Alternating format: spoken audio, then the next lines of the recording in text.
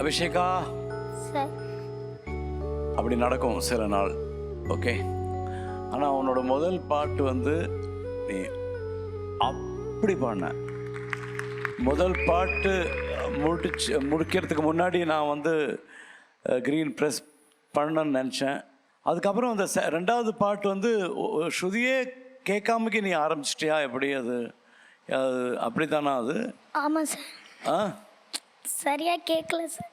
நீ அந்த பாட்டு வந்து அவ்வளவு ஈஸியாக பாடுவான்னு நான் நினச்சேன். நான் ரெண்டாவது பாட்டு அதுதான் உன்னோட ஸ்ட்ரென்த்து. நிஜமாவே ரெண்டுமே உன்னோட ஸ்ட்ரென்த்து தான். ரெண்டாவது பாட்டு நீ அப்படி பாடுவான்னு நினச்சேன், அப்படி தூள் கலப்பறேன்னு நினச்சேன். பட் சில நாள் அப்படி தான்மா, எல்லாருக்கும் நடக்கும். மனுஷன் தானே நம்ம. அடுத்த வாரம் நீ சூப்பராக பாடி நீ அந்த சேருக்கு போகிற, சரியா? நீ இந்த வாரம் அந்த சேருக்கு போகல, அது பரவாயில்ல. அது என்ன பெரிய விஷயம்? நாங்க எங்களுக்கும் நடக்கும் அது. ஸ்டேஜ்ல we are only human இல்லையா?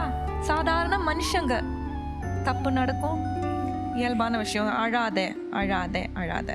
அபிஷேகா, அபிஷேகா, அடுத்த வாரம் நம்ம கலகுறோம். அடுத்த வாரம் அபிஷேகாவோட வாரம். முதல்ல ஒரு சிங்கருக்கு அது தப்பா போகுதுன்னு அடையாளம் தெரியறதே பெரிய விஷயம். அது நீ அடையாளம் கண்டுபிடிச்சா அதுதான் முக்கியமான ஒரு விஷயம். உனக்கு அது தப்பா போறதுங்கிறது தெரிஞ்சிருச்சுல, this is the first step. ரெண்டாவது ஸ்டெப் அதை எப்படி கரெக்ட் பண்ணி இழுத்துட்டு வர்றது, அவ்வளோதான். This is all. இதெல்லாமே வந்து கற்றுக்கிற ப்ராசஸ் தான்.